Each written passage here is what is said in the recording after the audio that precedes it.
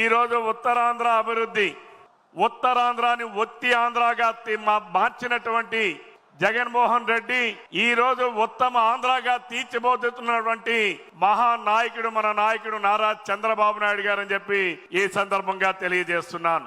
ఉత్తరాంధ్ర అంటే వెనుకబాటుతనం కాదు, ఉత్తరాంధ్ర అంటే మహా ఉద్యమం.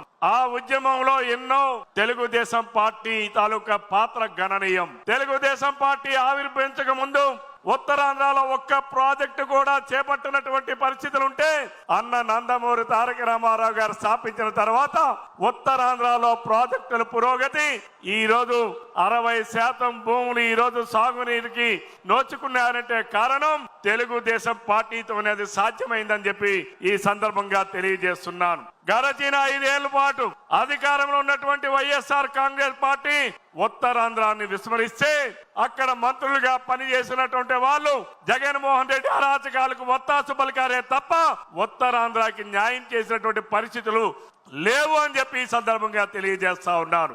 హుదూదు తుఫాను ఆనాడు విశాఖపట్నాన్ని తాకితే ఉత్తరాంధ్రాన్ని అతలాకుతలం చేస్తే హుదూదు వెళ్ళక ముందే విశాఖపట్నానికి చేరి ఆ రోజు చివరి టాకులా వణికినటువంటి విశాఖపట్నాన్ని 9 రోజుల పాటు బస్సులోనే ఉంటూ నిద్రాహారాలు మాని ఉత్తరాంధ్రాన్ని చివరి టాకులా వణికినటువంటి ఉత్తరాంధ్రాన్ని మళ్ళీ ఒక దారిలోకి తీసుకొచ్చినటువంటి సాహసోపేతమైనటువంటి అనేక కార్యక్రమాలు చేసినటువంటి పరిపాలనా దక్షుడు మన ముఖ్యమంత్రి చంద్రబాబు నాయుడు గారు. అలాగే విశాఖ నగరాన్ని ఆర్థిక రాజధానిగా మార్చాలని, విశాఖ నగరాన్ని ఐటీ హబ్ గా మార్చాలని, ఆనాడు ఉన్నటువంటి ఏదైతే ఐటీ శ్రద్ధగా మార్చాలని ఆనాడు చంద్రబాబు నాయుడు గారు అహర్నిశలు శ్రమిస్తే తర్వాత వచ్చినటువంటి జగన్మోహన్ రెడ్డి తన దాష్టికమైనటువంటి పరిపాలన ద్వారా విశాఖపట్నం నుంచి ఐటీ శ్రద్ధ నుంచి 14 ఐటీ కంపెనీలు తరలిపోయానంటే జగన్మోహన్ రెడ్డి దాష్టికానికి బలి కానటువంటి ఏ ఒక్క వ్యవస్థ కూడా